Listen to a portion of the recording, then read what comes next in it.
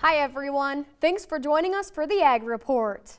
Well, 7 years after an original convention directive call to seek property for a new headquarters, ground was broke on Ottawa Street in Bismarck. Last weekend, the North Dakota Stockmen's Association and Foundation gathered with producers and community members to celebrate the grand opening of their new headquarters. Not only were they celebrating the facility, but also the 95 years of hard work and history that has gone into the association.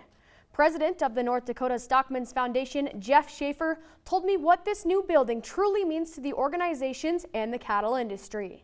You know, on days like we did this last week in that grand opening, we absolutely are standing on the shoulders of those that come before us. You know, whether it was existing members, board members, leadership, staff, current and past. I mean, it's just a momentous day when we're standing on the shoulders, because without all their efforts, we would truly not be here today. It's going to be nice to actually host our board meetings and other events within our own office space. I think it's going to help a lot on the staff and all the resources that it takes to have meetings off-site. Wyoming has begun permitting for a solar farm that will cost $1.2 billion and employ 285 workers a month. The project will hold the title as one of the largest solar farms in the U.S. Cowboy Energy will build 326,000 panels over 1,200 acres. They already plan to have sheep on the land, and the American Solar Grazing Association plans to meet to discuss making the panels cattle-proof for grazing as well. We'll be back with the markets right after this. I represent a lot of what ranchers' wives are, where they marry into the family. Coming into established ranch, the expectations of that is just absolutely overwhelming.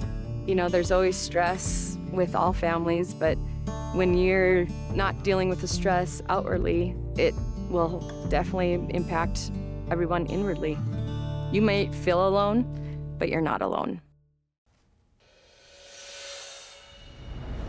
Welcome back to the Ag Report. The most recent USDA Crop Condition and Progress Report, released on May 28th, brought good news for barley producers and farmers in several barley-producing states. It shows that barley crops are consistently rated as good, which is especially encouraging, considering that this report comes at a critical stage in the season, when most barley has been planted and has emerged.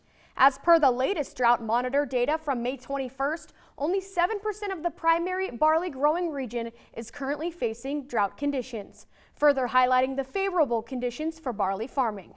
Demand continues to be strong, which should lend support throughout the rest of the week.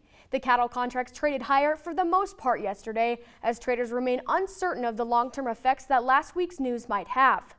Boxed beef prices are looking good so far this week. Choice up $1.22 at about $3.17 and select $2 higher at $3.06.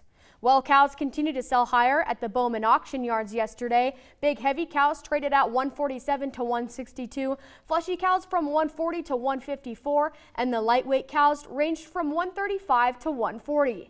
At Pays this week, 80-pound lambs sold at $249 to $255, 90 pounds at $246 to $255, and 100 to 120 pounds at $234 to $251. The crop progress report showed that just under half of the U.S. wheat crop is rated good to excellent. Winter wheat harvest is kicking off. So far, 6% done. Well, that's it for today. Have a good one.